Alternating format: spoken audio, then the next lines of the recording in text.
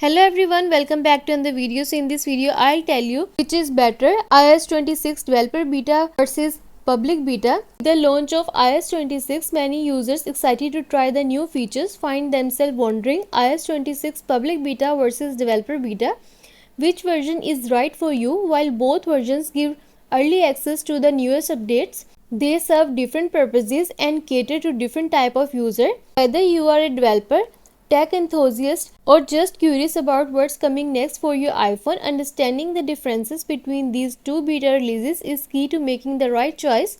In this video, we will break down what sets them apart in terms of features, stability, access, and risks, helping you decide which version fits you better. First, I'm going to tell you about release time.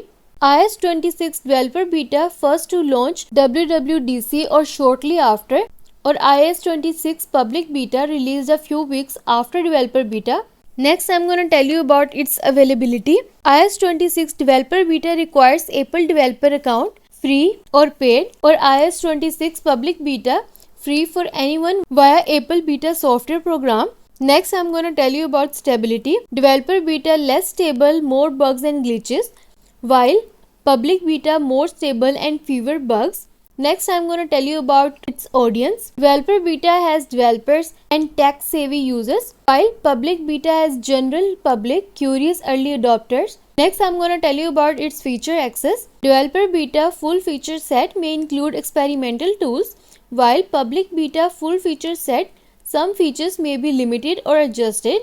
For app compatibility, developer beta may break some third-party apps, while public beta better compatibility with existing apps. So I'm going to tell you about its data risk. Developer beta higher risk of crashes and data loss, while public beta lower risk but still not recommended from primary devices. Next, I'm going to tell you update frequency.